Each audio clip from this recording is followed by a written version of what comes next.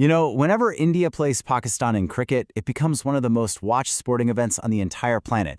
But this rivalry, it's never, ever just about what's happening on the field. It's history, it's trauma, and it's a whole lot of national pride all packed into a single match. So to really get it, we have to look way beyond the scoreboard. Take a look at this number, $500 million. That is the mind-blowing estimated value of just one cricket match between India and Pakistan. And get this, that figure comes purely from the broadcast and the ads. That alone makes it one of the most valuable single sporting events in the world. We're talking Super Bowl levels of viewership and intensity. What this really tells you is that the stakes, both financially and emotionally, are just unbelievably high. Which leads us to the big question, right?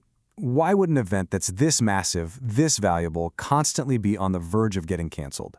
Well, the answer isn't about sports at all. It's about geopolitics. Okay, to understand the crisis that's threatening the game right now, we first have to look at the political stalemate between the two nations' incredibly powerful cricket boards. So here's the deadlock in a nutshell. On one side, you've got India's powerful cricket board, the BCCI. They say their government won't let them play in Pakistan because of security concerns. On the other side, the Pakistan Cricket Board, the PCB, argues that this is all politically motivated and it's costing them a ton of money. It's a classic standoff, where cricket has basically become a pawn in foreign policy. But to really truly grasp why a simple cricket match carries all this weight, we have to go back in time. The roots of this rivalry weren't planted on a cricket pitch. They were born from one of the most traumatic events of the 20th century. So in 1947, when the British Empire left, the subcontinent was violently split into two new nations, India and Pakistan. This event, known as Partition, was just catastrophic. Cricket didn't create the bad blood, it just became the most visible stage for it.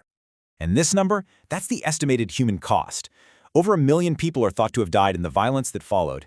This is a historical wound that's never quite healed, and you can feel its echo in every single match.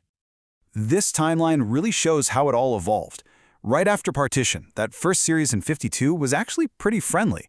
But then came what's known as the Great Void, 15 years with zero cricket between them because of actual wars.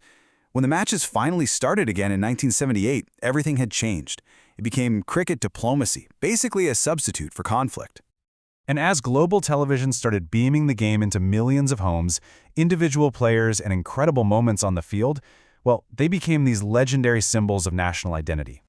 And you can see both sides of that coin right here.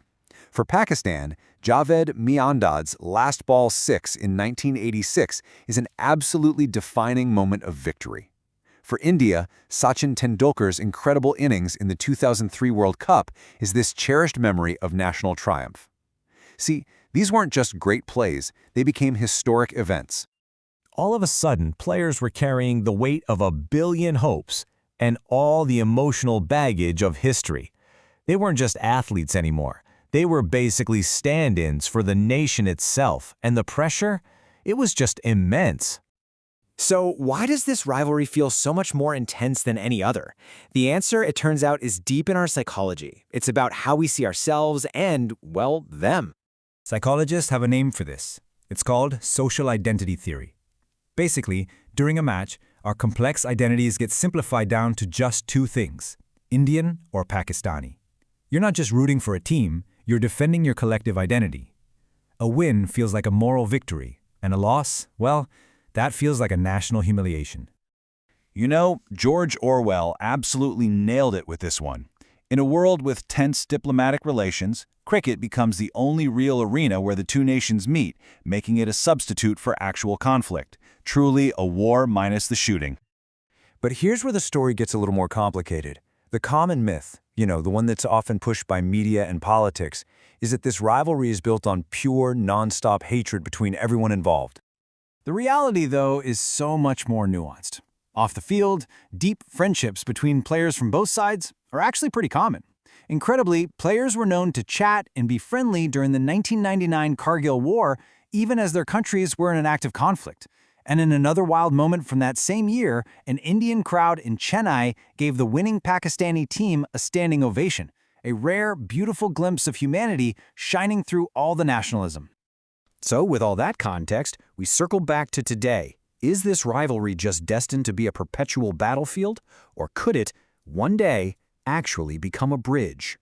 For anyone trying to wrap their head around this from the outside, here's a good way to think about it. Imagine the massive scale and the raw passion of the Super Bowl. Now, combine that with the geopolitical tension of the USA playing the Soviet Union during the Cold War Olympics.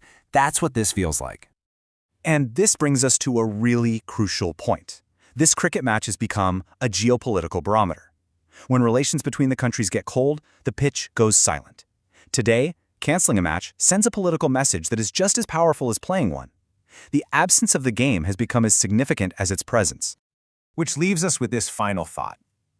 As a whole new generation engages with this rivalry, through social media and a more global fandom, the defining question becomes this. Can this epic contest ever separate its thrilling intensity from its historical hatred? The answer to that is going to shape not just the future of cricket, but how two nations learn to remember their past without being trapped by it.